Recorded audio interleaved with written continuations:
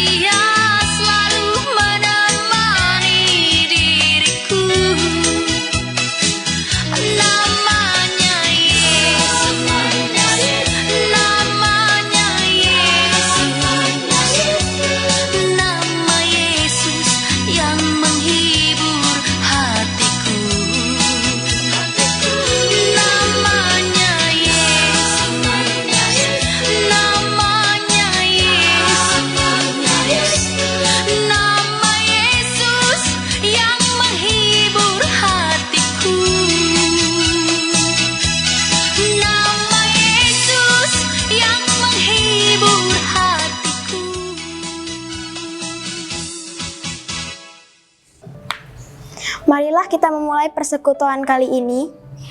Kita mulai dengan berdoa. Tuhan Yesus, kami bersyukur ya Tuhan atas kehidupan yang penuh sukacita. Saat kami boleh merasakan penyertaan-Mu dan berkat yang tiap hari selalu ada buat kami. Saat ini kami berkumpul bersama untuk merayakan kasih setia-Mu dan bersekutu. Berkati persekutuan hari ini, dan kami akan memuliakan dan mendengarkan firman-Mu. Di dalam nama Tuhan Yesus, kami berdoa dan mengucap syukur. Terima kasih Tuhan. Amin. Persekutuan keluarga hari ini saya mengundang Ibu Ninik bersama dengan Putri terkasih Angel untuk bersama-sama dengan kita untuk melakukan persekutuan keluarga. Tapi sebelum kita masuk di dalam perenungan firman Tuhan dan setelah perenungan, saya ingin meminta Bu Ninik untuk berbagi pengalaman hidup di mana menjalani kehidupan berbahagia bersama dengan Tuhan, walaupun pergumulan hidup menimpa atau terjadi di dalam kehidupan Ibu Ninik dan keluarga. Sebelum mendengarkan firman Tuhan, saya meminta Bu Ninik untuk membuka di dalam doa perenungan, dan setelah itu saya ingin bersama-sama mengajak Bapak Ibu sekalian merenungkan firman Tuhan di hari ini. Silakan Bu Ninik untuk buka di dalam doa perenungan. Marilah sebelum kita mendengarkan firman Tuhan, kita awali dengan berdoa dulu. Marilah kita berdoa. Bapa yang Maha Kasih, Bapa yang boleh kami kenal di dalam Tuhan kami Yesus Kristus. Terima kasih ya Tuhan, kami akan mulai persekutuan keluarga pada saat ini, di mana kita akan mendengarkan firman-Mu. Tuhan, terima kasih, puji syukur kepadamu, kami naikkan atas kasih karunia Tuhan yang sampai saat ini kami masih boleh menikmati berkat dan anugerah Tuhan yang sungguh luar biasa. Saat ini tibalah kita untuk mendengarkan firman Tuhan yang akan disampaikan oleh hamba-Nya. Tuhan kiranya membuka hati dan pikiran kita sehingga benih-benih firman yang Tuhan ingin sampaikan hanya seturut dengan kehendak-Mu. Berfirmanlah ya Tuhan, kami siap untuk mendengarkannya. Dalam nama Tuhan Yesus kami mohon pimpinan Tuhan. Amin. Mari Bapak Ibu Saudari yang dikasihi Tuhan, kita akan menyiapkan hati kita untuk mendengarkan firman Tuhan. Kita akan menyanyi bersama seperti rusa rindu sungai.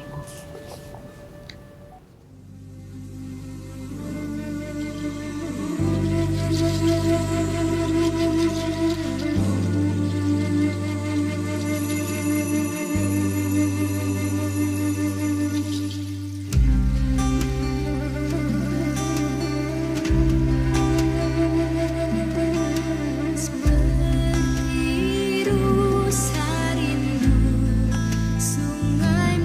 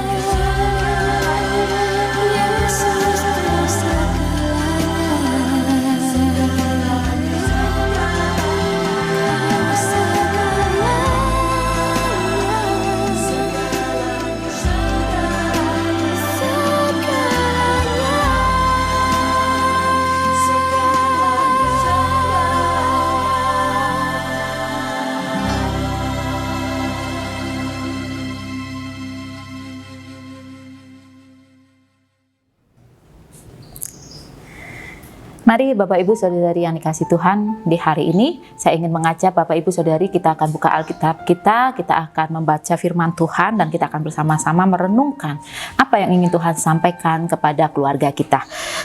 Saya ingin mengajak Bapak Ibu Saudari sekalian untuk membuka dari Yakobus pasal yang pertama. Yakobus pasal yang pertama ayat kedua sampai kelima. Iman dan hikmat. Saudara-saudaraku, anggaplah sebagai suatu kebahagiaan apabila kamu jatuh ke dalam berbagai-bagai pencobaan. Sebab kamu tahu bahwa ujian terhadap imanmu itu menghasilkan ketekunan. Dan biarkanlah ketekunan itu memperoleh buah yang matang, supaya kamu menjadi sempurna dan utuh dan tak kekurangan suatu apapun. Tetapi apabila di antara kamu ada yang kekurangan hikmat, hendaklah ia memintakannya kepada Allah, yang memberikan kepada semua orang dengan murah hati dan dengan tidak membangkit-bangkit. Maka hal itu akan diberikan kepadanya. Seringkali kita merasakan dan mengatakan sulit untuk tetap bisa mengatakan aku percaya di saat pergumulan hidup yang kita alami menjadi sebuah pergumulan hidup yang menurut kita sulit, menurut kita sangat berat. Bahkan jika kita mau mengatakan, melihat bahwa pergumulan hidup yang kita alami itu bukan karena kesalahan kita, tetapi karena sesuatu yang menimpa, yang membuat kita mengatakan itu kesialan, itu musibah, itu sebuah pencobaan. Kita menganggap itu pencobaan karena bukan dari kesalahan kita. Siapa sih yang tidak ingin bahagia di dunia ini? Tidak ada. Semua orang ingin bahagia. Semua orang ingin merasakan sukacita setiap hari. Karena kita menganggap sukacita itu dinilai dengan suatu hal yang bisa membuat kita tertawa. Membuat suatu hal yang membuat hati kita berbunga-bunga. Kita merasa tenang, kita bisa menikmati kehidupan dengan canda tawa, dengan gembira, tanpa rasa takut, tanpa rasa cemas, tanpa harus diiringi dengan tangisan. Setiap bangun pagi kita ingin menikmati berkat Tuhan ada dalam keluarga kita. Bahkan sampai tidur pun kita beranggapan jika kita bahagia, kita bersukacita, kita tidak perlu pusing memikirkan persoalan hidup yang sedang kita hadapi di hari ini. Kita berpikir nanti saat tidur, besok hari kita bakal bangun dengan kecukupan, dengan berkat yang selalu ada bagi kita dan keluarga kita. Itu yang menjadi harapan kita. Karena semua orang ingin bahagia. Semua orang menganggap bersukacita itu dengan senyuman, dengan suatu canda tawa, dengan kehidupan yang kita nilai bercukupan. Bacaan hari ini, Yakobus pasal pertama ayat 2 sampai 5 diberi judul oleh RAI Iman dan Hikmat. Kedua kata iman dan hikmat memang kita lihat jika kita mau mengikuti, kita mau mengimani, kita mau menghidupi, iman dan hikmat itu beriringan. Saat kita mau mengatakan menghidupi iman, hikmat dilengkapi, hikmat berjalan. Karena apa? Seringkali saat kita mau menjalani kehidupan yang disebut dengan iman, kita percaya, kita mengatakan, mengakui Tuhan Yesus itu baik, belum tentu yang kita alami, yang kita jalani berkenan dengan hati kita, sesuai dengan apa yang kita harapkan. Seringkali di luar logika. Bahkan kita mengatakan Tuhan Yesus tidak baik, Tuhan Yesus itu tidak mengasihiku, karena realitanya kehidupan kita serba sulit. Kehidupan kita penuh dengan pergumulan, kehidupan kita penuh dengan tangisan. Dibutuhkanlah hikmat. Bahkan di bacaan pada hari ini, suatu pesan disampaikan bagi jemaat Tuhan pada saat itu untuk melihat penderitaan atau kesulitan yang datang dari pihak lain itu bukan suatu hal yang perlu kita sesali, bukan satu hal yang perlu kita salahkan. Penulis Yakobus mengatakan kesulitan dan penderitaan yang datang dari pihak lain ini disebut pencobaan. Pencobaan seringkali kita beranggapan datangnya dari iblis, datangnya dari pihak yang tidak menyukai kita. Hari ini kita mau melihat pencobaan, suatu penderitaan yang tidak kita harapkan, yang datang, yang bukan menjadi kesalahan kita, tapi Itulah realitanya. Kita sering mengalami di dalam kehidupan sehari-hari. Penulis Yakobus mengatakan, berbahagialah saat Tuhan mengizinkan pencobaan itu terjadi di dalam kehidupan kita. Tidak perlu mengatakan Tuhan itu tidak baik atau menyalahkan pihak lain dan mencari-cari kesalahan dan membuat kita harus membalas setimpal dengan apa yang kita dapatkan, apa yang kita rasakan. Dalam menjalani proses menghidupi, menjalani penderitaan dan pergumulan, penulis Yakobus mengatakan, jalanilah layaknya sebuah latihan, di mana perlu dilakukan dijalani tanpa kenal lelah. Lalu diminta pusatkan perhatian kita bukan pada persoalan, tetapi kepada Kristus. Karena kenapa? Kita tahu betul, di bacaan hari ini juga sudah dikenalkan, sudah ditunjukkan, Kristus sosok yang tidak pernah meninggalkan umatnya, yang tidak pernah meninggalkan manusia. Seberapapun dan seberapa keberadaan kita dengan keburukan yang kita miliki, Kristus tidak pernah meninggalkan kita. Mungkin di antara kita bertanya, mengapa sih Allah mengizinkan pencobaan itu terjadi? Bukankah Allah mengasihi kita? Jika kita mengatakan pencobaan ini berat, tidak bisa kami tanggung, ini terlalu berat Allah, terlalu berat Tuhan. Satu hal yang ingin saya ingatkan kepada kita semua. Allah sejak menciptakan dunia ini sampai saat manusia jatuh ke dalam dosa sampai selamanya, Allah menyatakan jaminan tidak akan pernah meninggalkan manusia. Di saat Allah seolah mengizinkan pencobaan itu terjadi, Allah tidak akan pernah membiarkan kita menjalaninya sendiri. Allah siap sedia, selalu ada buat kita setiap hari. Untuk itulah penulis Yakobus mengatakan, kita patut berbahagia, bukan karena persoalan, bukan karena kita menjadi orang yang tidak waras, karena saat menderita kok kita bisa tertawa, tetapi karena kita mendapatkan jaminan Allah tidak meninggalkan kita. Allah selalu ada bersama dengan kita, sehingga pada saatnya kita akan mengatakan, waktu Tuhan yang terbaik, pada saatnya indah pada waktunya. Karena apa? Kita tidak fokus kepada persoalan hidup, tapi kita fokus kepada Tuhan. Rancangan terbaik selalu diberikan bagi kita. Bukan karena kita lebih dulu diberi pencobaan, kemudian Allah menjadikan pencobaan itu sebagai rancangan baik buat kita. Tapi saat kita jatuh di dalam pencobaan, kita mengalami pergumulan hidup, Allah siap merajut karya yang indah untuk memulihkan hidup kita. Persoalannya, maukah kita percaya? Maukah kita masuk bersama dengan Tuhan, berbahagia, menikmati kasih-Nya yang tidak pernah habis dalam hidup kita? Siap untuk berproses bersama dengan Tuhan, berbahagia bersama dengan Tuhan? Katakan siap dan nikmati. Allah mengasihi kita, Tuhan siap untuk membuat kita tersenyum dan mengatakan puji Tuhan setiap hari. Amin. Bu Ninik dan Angel, terima kasih karena hari ini Bu Ninik bersedia hadir bersama di dalam persekutuan keluarga di hari ini. Dari firman Tuhan yang sudah tadi disampaikan, kita mau diajak bersama merenungkan kalimat berbahagia. Berbahagia bersama dengan Tuhan. Apalagi tadi penulis Yakobus mengatakan, berbahagialah jika kita mengalami pencobaan. Karena kita seringkali berpikir pencobaan itu sesuatu hal yang membuat kita harus mengalami susah payah, penderitaan, yang bukan karena kesalahan kita, tetapi kita alami menimpa di dalam kehidupan kita. Bisa jadi karena kesalahan orang lain. Situasi di pandemi seperti ini ya, kita harus kehilangan pekerjaan, ekonomi gitu ya. Nah, seperti yang kita ketahui bersama, Bu Ninik di dalam perjuangannya seorang ibu bersama dengan suami kekasih ya, mendampingi anak-anak, menikmati pertumbuhan dan perkembangan Andreas dan Angel dalam kehidupan sehari-hari. Saya ingin meminta Bu Ninik kiranya berkenan berbagi cerita bagaimana Bu Ninik menikmati pergumulan hidup, perjuangan, harus mendampingi anak-anak, terkhusus saat mendampingi putri terkasih. Setiap bulan ya Bu Ninik ya, harus transfusi darah. Itu bukan suatu hal yang diingini tentunya ya.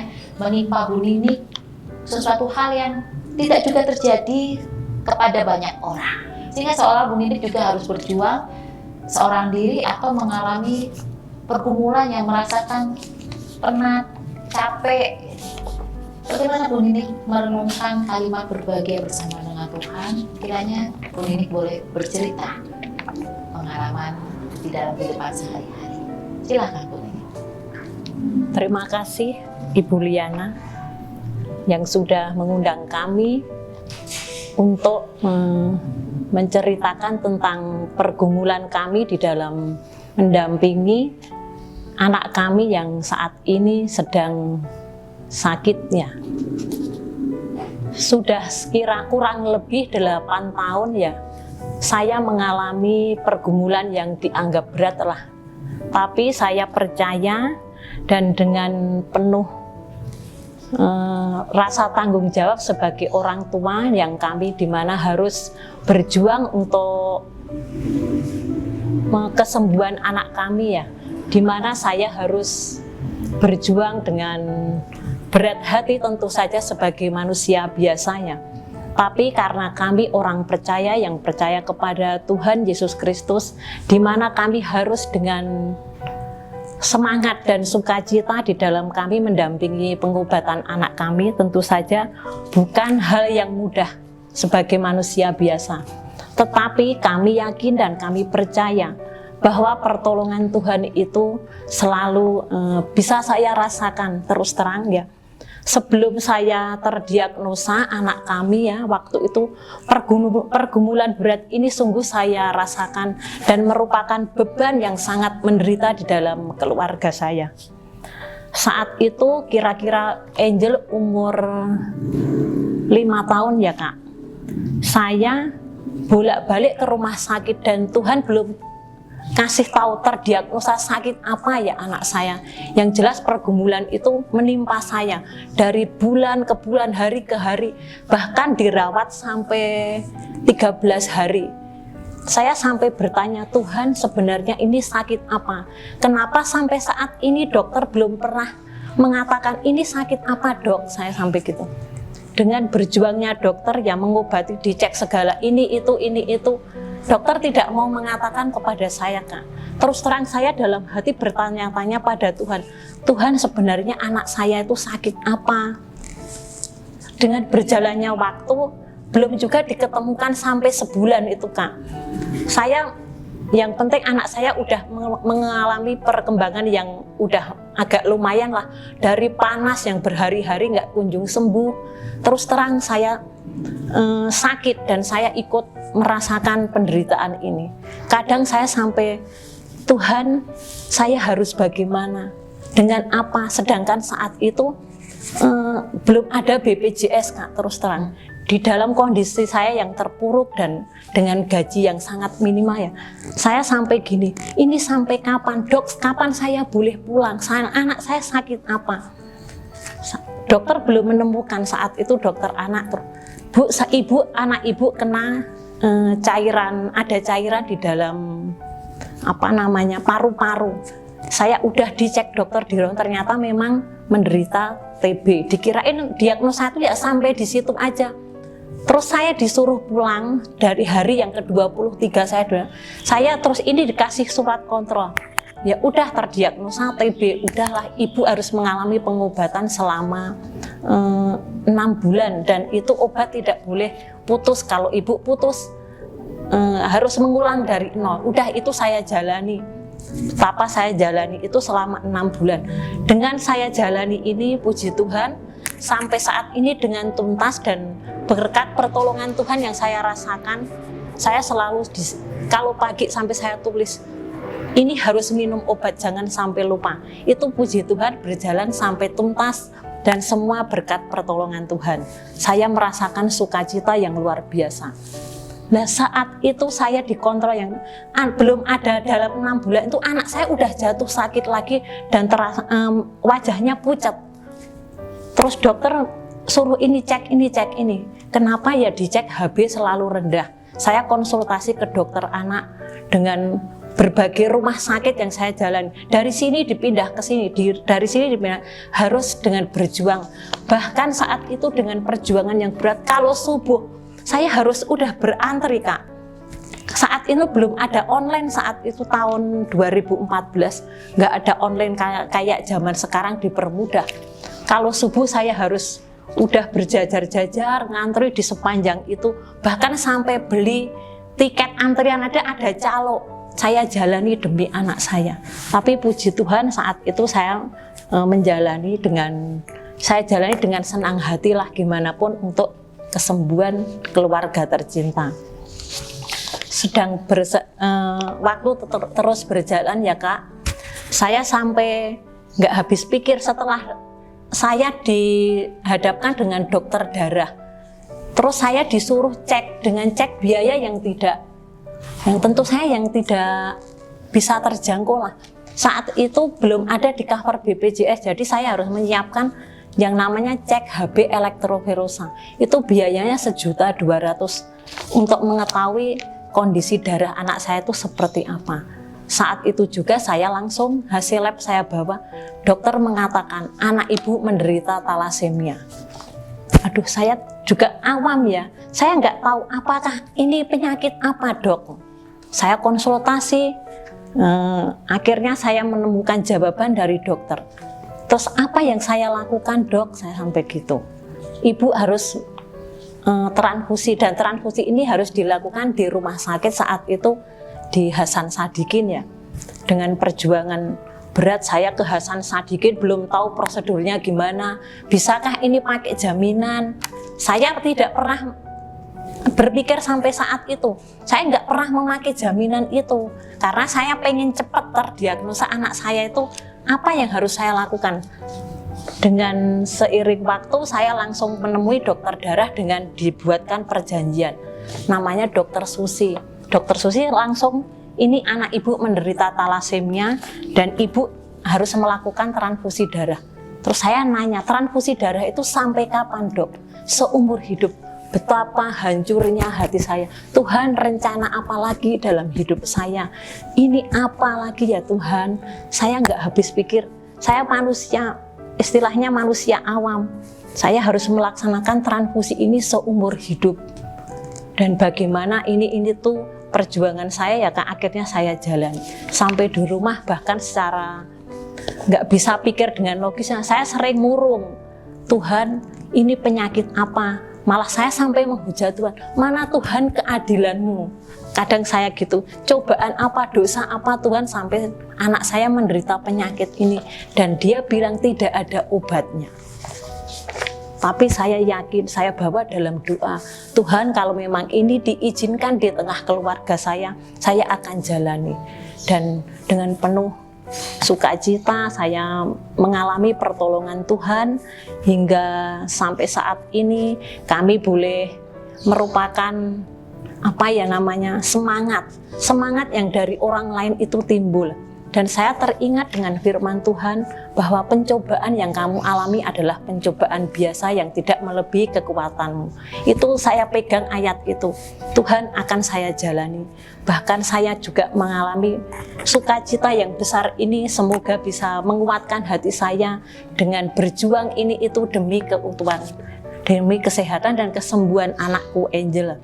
Sampai saat ini dengan suka duka, bahkan saya harus berpindah ke rumah sakit ini itu untuk mendapatkan pelayanan yang baik.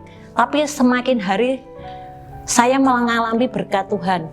Bahkan saya dituntun oleh Tuhan melalui dokter. Ibu, kalau ibu pengen tidak mengeluarkan biaya yang besar, ibu saya kasih rujukan, tapi prosedurnya harus ibu ikuti. Ibu harus nyari rujukan. Dan saya juga menjalani melaksanakan nyari rujukan sesuai prosedur. Ini dibawa ke sini, baru sampai ke sini.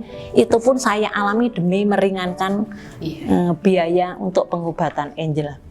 Terus terang saat itu saya sampai jual ini itu karena saya memang belum ngerti. Tapi waktu Tuhan itu tepat ya, saat itu memang saya udah kondisinya tidak punya biaya lagi. Karena sekali transfusi itu biayanya 1,2, itu belum obat. Obatnya itu nanti kalau udah mencapai ferritin di atas sekian tuh obatnya bisa berjuta-juta. Bahkan satu botol itu 1.700.000. Kalau saya beli ini bahkan seumur hidup. Nah, di samping itu gaji saya berapa?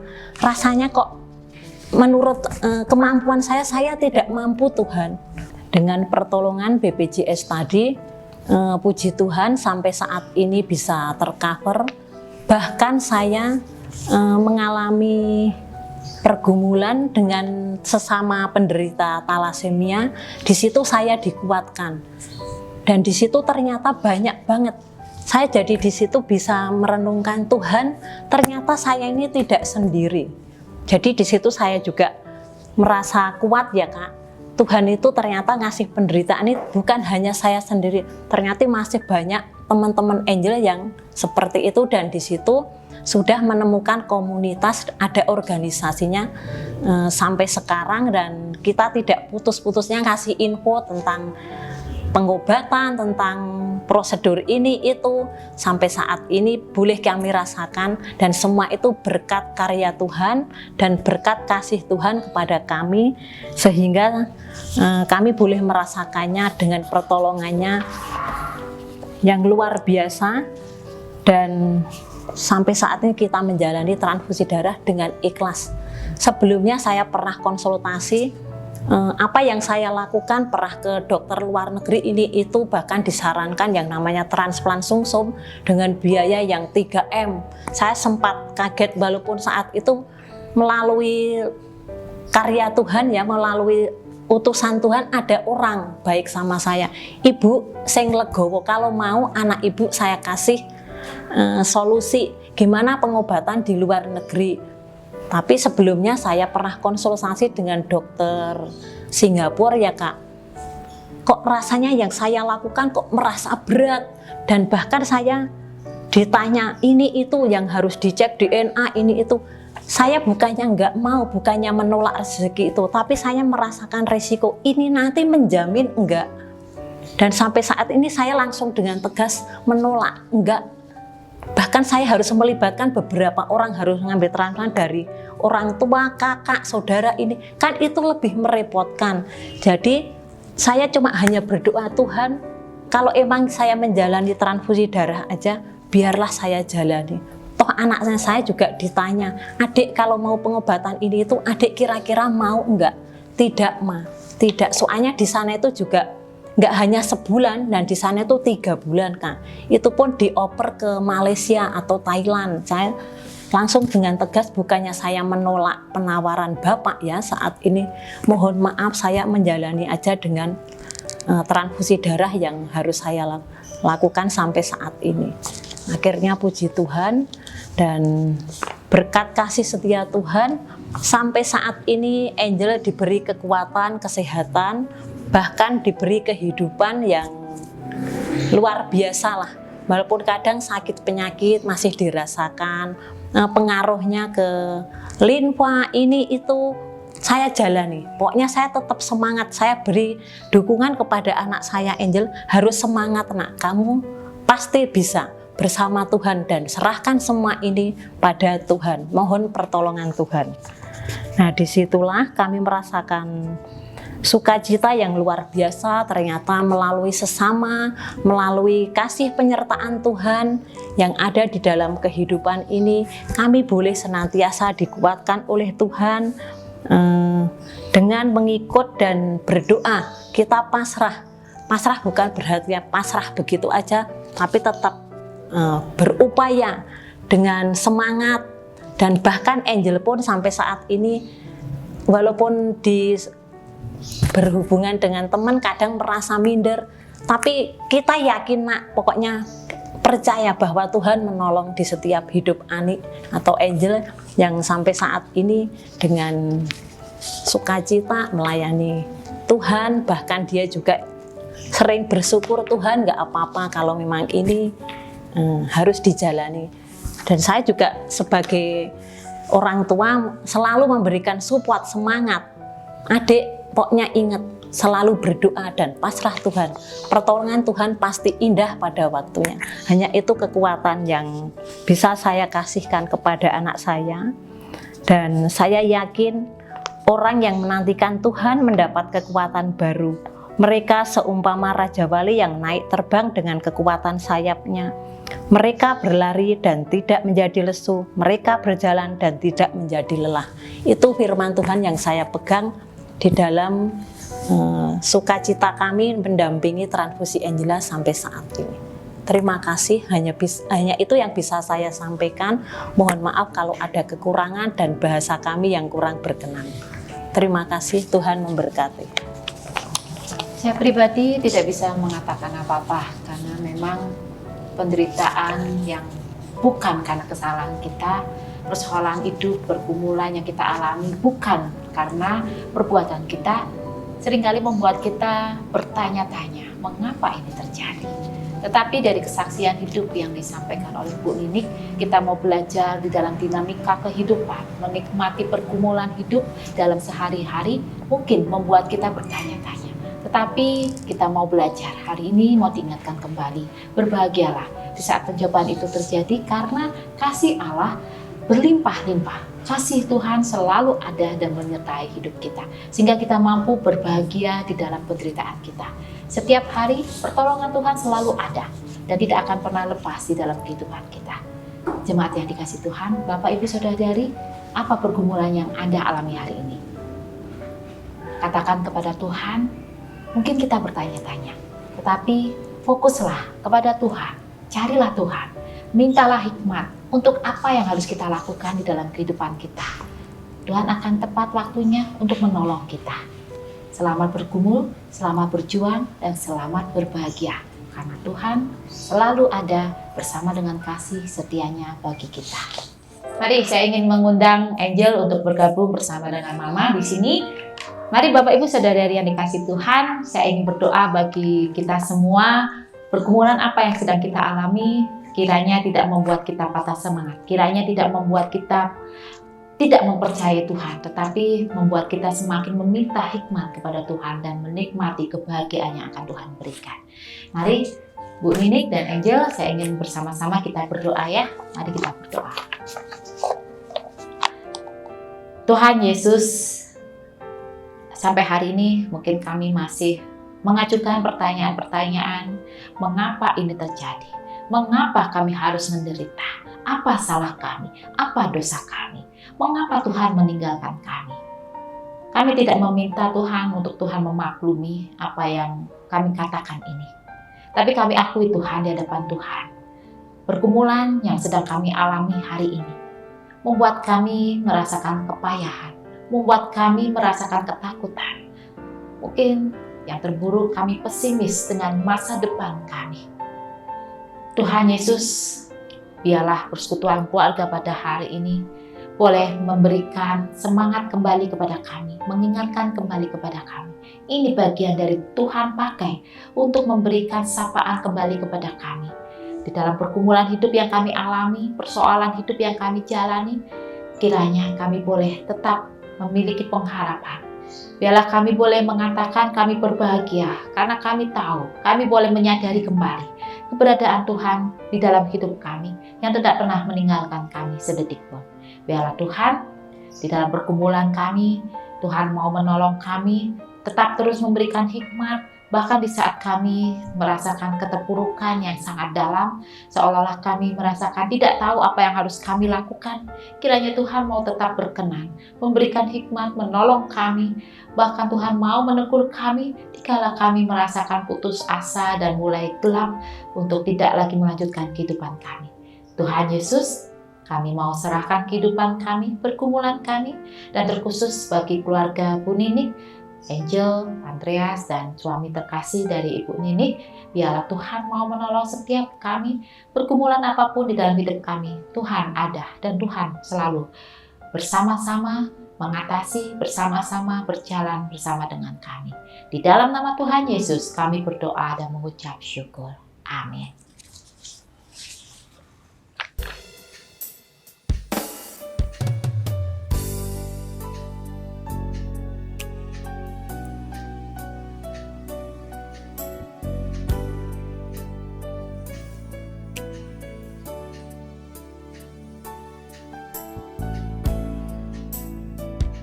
Bila kau izinkan sesuatu terjadi,